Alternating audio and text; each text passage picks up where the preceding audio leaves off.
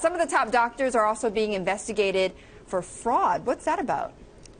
Yeah, Betty, I mean, a huge amount of information that we're talking about here. Consumer groups say it's a big win for transparency. We're talking about $77 billion in Medicaid dollars paid to 880,000 providers. This is just in 2012. And going through these numbers, what's disturbing or shocking is really you see just how much money a select few doctors at the top made, and more than one of them has been accused of fraud in the past. So, number one, the highest paid doctor by the Medicare program in 2012, Salomon Melgen. He's an ophthalmologist in West Palm Beach. We're talking about $21 million. Again, that's just in 2012. That is 64 times the average national payment to ophthalmologists that year. Back in 2009, he was also found to have overbilled Medicare for $8.9 million.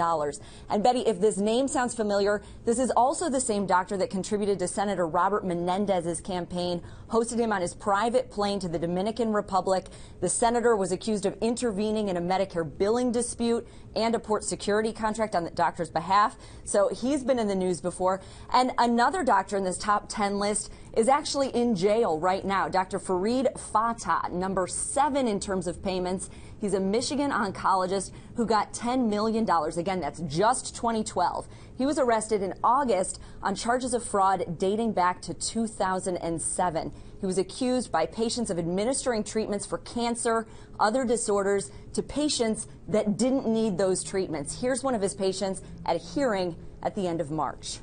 I went to see 2 different doctors, one of them a specialist, but both agreed I did not need these treatments.